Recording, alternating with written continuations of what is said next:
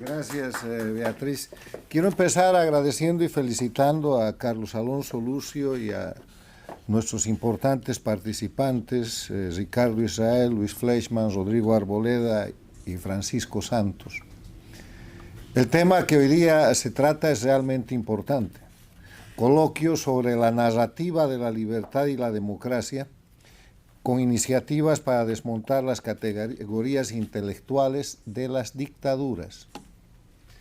Entonces, permítanme empezar haciendo un marco de referencia, recogiendo todo lo que aquí se ha dicho, de la realidad objetiva. Hablando de las Américas, hay 35 países en las Américas. Hasta el inicio de este siglo había una sola dictadura y 34 democracias. Hoy día hay 4 dictaduras, 4 gobiernos paradictatoriales y el resto son democracia.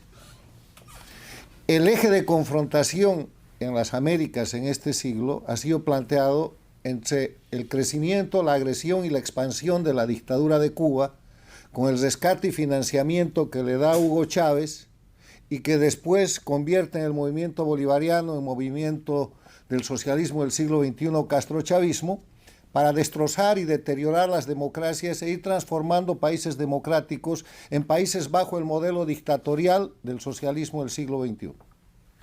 Y controlan 8 países, 4 dictaduras y 4 gobiernos paradictatoriales.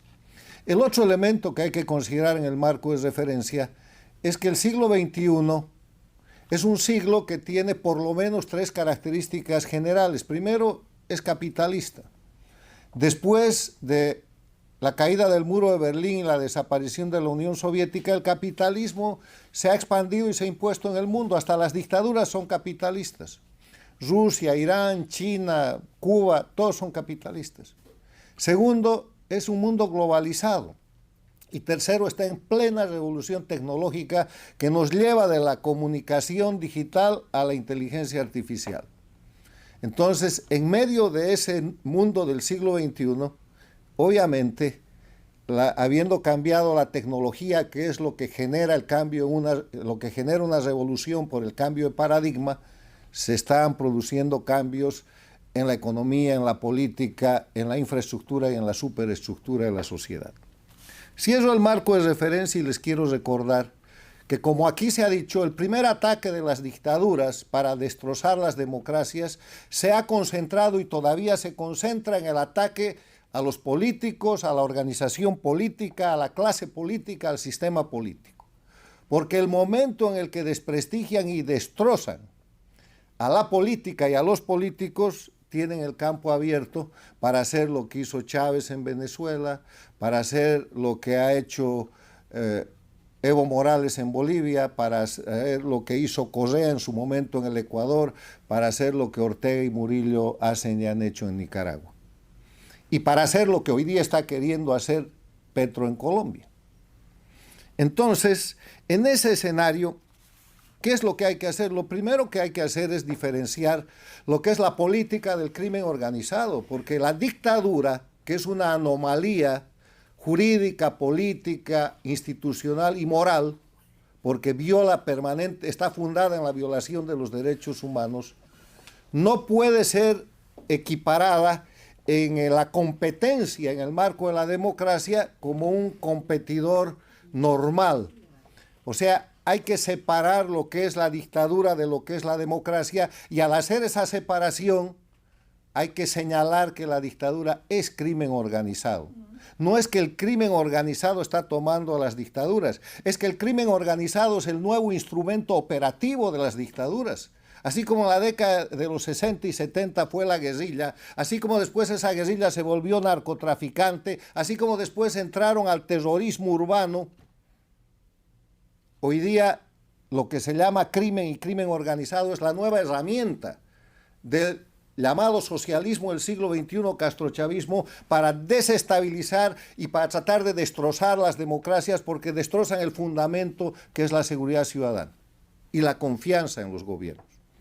Entonces yo tengo simplemente como comentarios finales sobre todas las cosas tan importantes que aquí se han tratado, algunos consejos. Primero, que cuando hablamos de ejercicio democrático, tenemos que estar en democracia, no podemos hacer democracia en el escenario dictatorial. Y lo primero que hay que hacer es identificar al adversario. Y el adversario no es política, es dictadura y eso es crimen organizado, porque todas las dictaduras de la región, Cuba, Venezuela, Bolivia y Nicaragua, son narcoestados.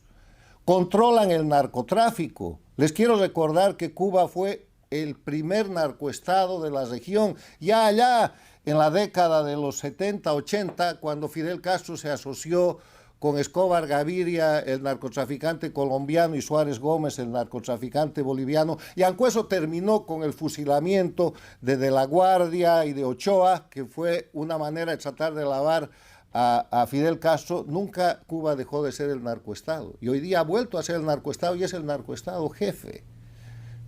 Venezuela es un narcoestado. El candidato dictador tiene un requerimiento y una recompensa de $15 millones por su captura a nivel internacional. Bolivia es un narcoestado.